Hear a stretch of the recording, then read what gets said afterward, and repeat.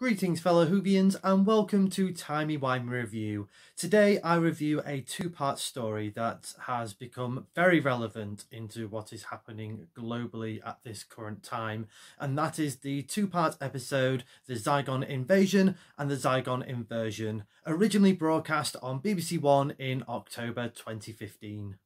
This review is a charity video for a Just Giving page that I've set up for the charity Refugees, who are currently helping the people of Ukraine who are seeking refuge and need your support. I'll explain more about that charity and the Just Giving page later on in this video. Just in case you don't know the plot, following on from the storylines from the Day of the Doctor, we have two Osgoods. One's a Zygon and one's a human. They're in charge of keeping the peace and the ceasefire that saw 20 million Zygons living in secret on Earth.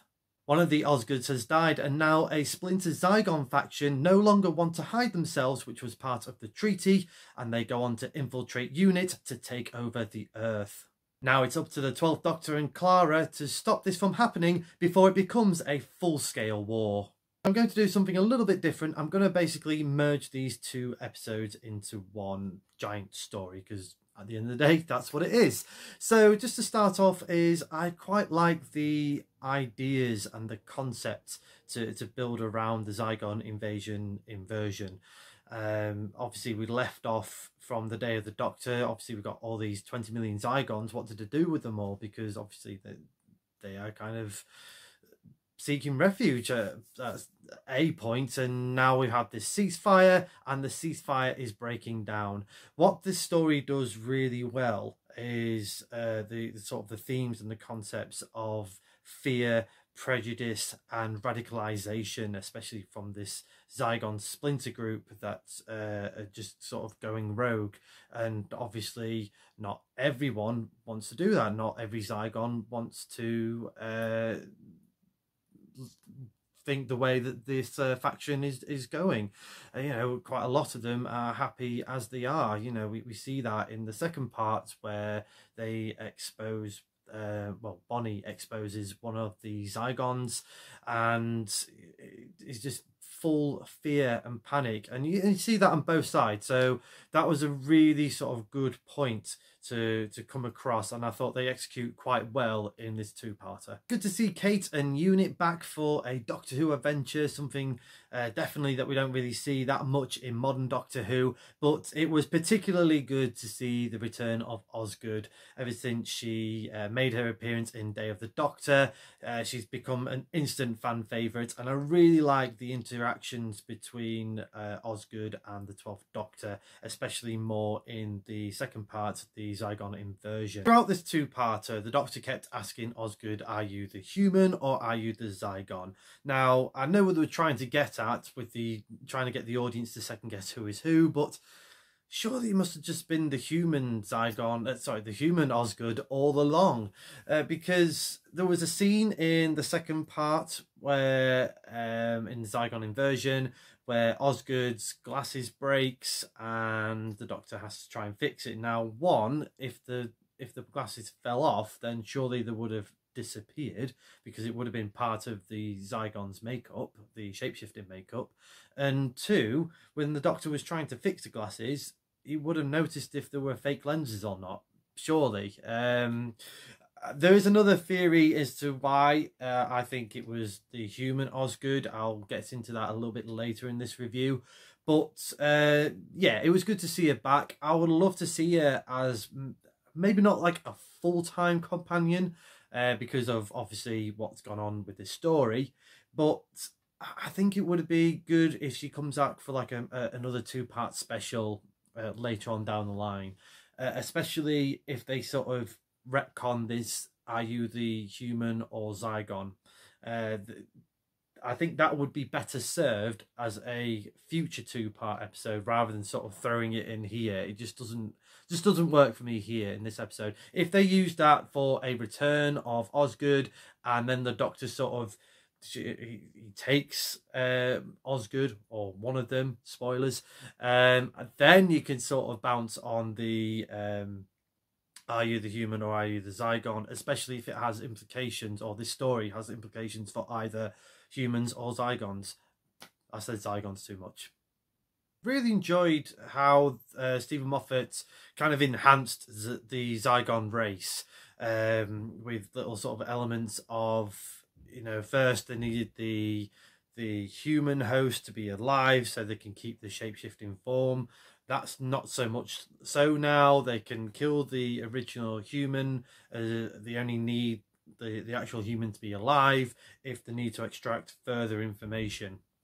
So I quite like that they've enhanced the Zygons, and the look of the Zygons is a really good feature for Doctor Who. It's definitely, considering they're only been in one classic story, and obviously there was here and partially in Day of the Doctor. They are quite an iconic looking villain for Doctor Who or monster. And yeah, I thought they looked quite well, looked quite good in this two-part adventure. I think the only time they didn't look as good was when it was in broad daylight with that scene of the Zygon being exposed as a human. I'm glad, so yeah, it just didn't quite look right outside. Just maybe could have done a bit of better camera work, I suppose, or lighting. But I did like that we finally saw the human Zygon shapeshifting. We don't really see that. You kind of hear it, but you never see it. But there was one scene where we got to see it, and that was a pretty cool thing to see. Did you see the twist that Clara was already a Zygon? Well, I did. You just saw it straight away from that scene when they was in the flat, and I knew the kind of, you know, again, some might have got it, you know, some might have enjoyed the twist, and I did, to be honest. It was a good sort of twist, but I wasn't surprised by it. You know, I knew they was trying to do the red herring with that sort of second in command to Kate from Unit, but yeah, I knew Clara was Zygon all along, and now called Bonnie, and because nothing against Gemma Coleman at all, but I feel that, especially in season 9 of Doctor Who, they just give Clara way too much to do, and it kind of got a bit too repetitive. So this, you know, I do like the idea of, you know, expanding on Clara as a character, and that was great. And I do like the human Clara in that sort of weird dream sequence when she's in the Zygon pod, and you know, she's back in a flat and things are not quite what they seem. I like all that, and the blinking when she's kind of breaking the psychic link with Bonnie, trying to sort of speak to the Doctor. I liked all that,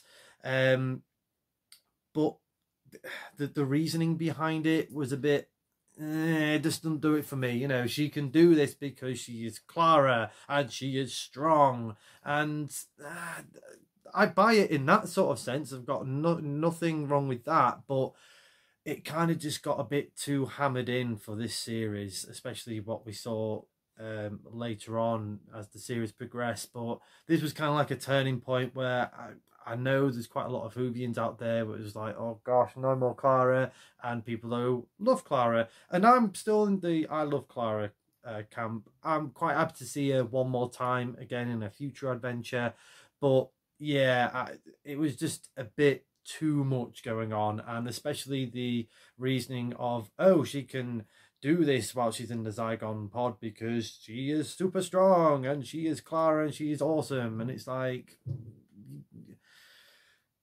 all the companions are unique in their own way. You don't need to sort of hammer extra sort of bits. You know, the Doctor already has a great friend in Clara, and all the companions are unique and special. You don't need to sort of go OTT on the special for the sake of it, in my opinion.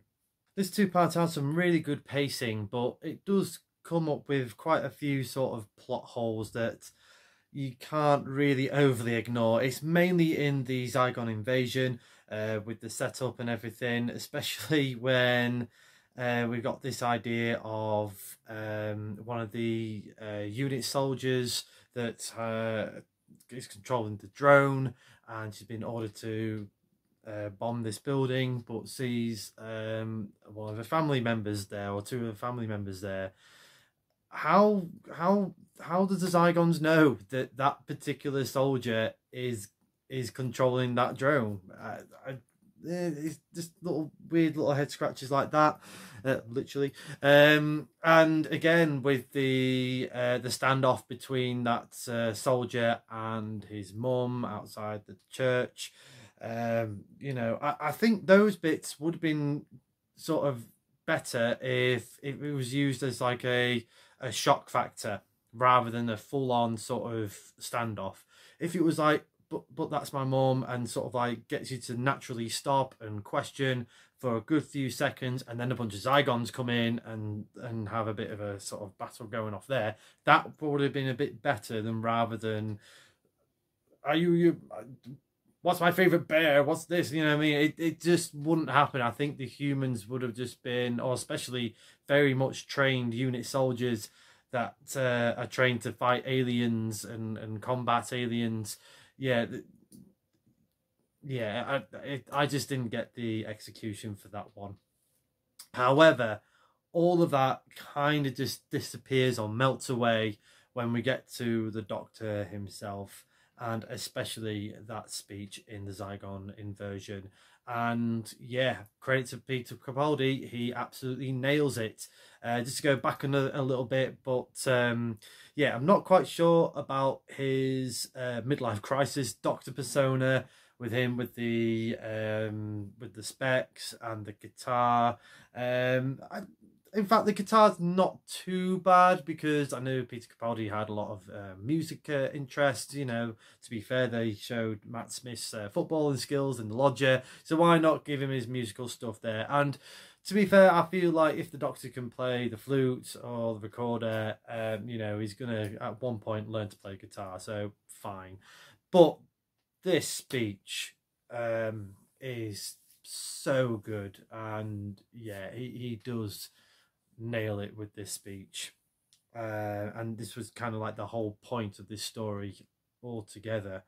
You know, what will happen. Yeah, so if you win your war, what would happen here? You know, and you know, this is not a game. This is, you know, these boxes are a small scale of war, but every single war ever fought out. And yeah, I if anything, I'm just gonna put on the on my Twitter page the actual scene, because everyone needs to see this. Everyone needs to listen to it. It was relevant then. It's relevant for the past, and it's certainly relevant now and the future. You know, what is it going to take to stop all this senseless violence and fighting, where all you have to do at the end of the day is sit down and talk? Even after all the bloodshed is over, you still have to sit down and talk, and that is just the full relevance and the whole point of this story. I'm going to give the Zygon Invasion, the Zygon Inversion, a TARDIS rating of 7 out of 10. I do like the concept and the ideas of this story, but just wasn't quite as well executed as I think it could have been. I think this would have been better as an hour episode rather than two 45-minute episodes, because I think when they had to, not padding as such, I think it's just because there's quite a lot of bits where there's nothing really that's going on, that it kind of exposes all these plot points. If they made it a bit more slicker into an hour episode format, I think that would have, you know, sort of speed the plot along and use the first half as the setup and the second half as the execution, because when we get to that speech, all is forgiven, really. And the fact that it works, you know, that is the take-home point. That is the whole point of this this story. Is all about forgiving and sitting down and talking. Diplomacy has to win at the end of the day. And just sort of going on that they sort of did the balance again, that Bonnie is now Osgood, and we have the return of the two Osgoods. And again, they're still trying to do the, are you the human or are you the Zygon? Osgood was the human, because obviously you can't have two humans doing it, because that that won't be the balance. So clearly all along Osgood was the human that we saw. But again, it was great to see her. I would love to see her in a future episode, especially if it has implications for either human or Zygon. That would work really well. Importantly, this video is about raising awareness and raising money for a charity. I said earlier I set up a Just Giving page, and I've done that in dedication to refugees, who are a charity that are helping out refugees from Ukraine who have had to leave their country because of what's going on, the current invasion that's happening. And it's something that's not warranted, to be honest, and it's something that, you know, no one wants, and in our ideal world it shouldn't have happened. But this charity is about donating aid to the people of Ukraine, men, women, children, you know, they've had to leave their homes, have had to go to another country. People have walked thousands of miles to get away from this terrible war.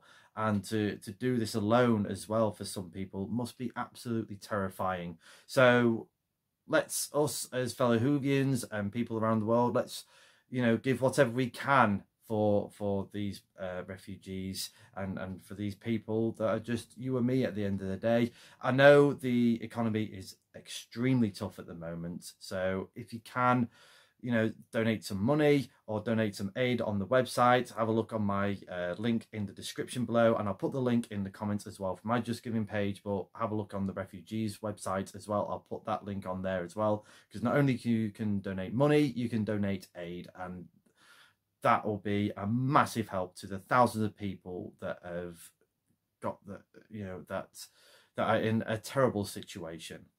Let me know in the comments below your thoughts to the two-part adventure, the Zygon Invasion and the Zygon Inversion. Where do you put this as one of the best Doctor Who stories, or where do you rank it in the 12th Doctor era, the Peter Capaldi era? I would love to know your thoughts. Thank you very much for watching this video. I hope you do enjoy this review. Please like the video, share the video, subscribe to the channel and hit the cloister bell for more notifications. But more importantly, do check out my Just Giving page. Do check out the refugees website to donate aid, donate some money if you can, and let's just raise awareness and make a difference. But as a good doctor once said, break the cycle.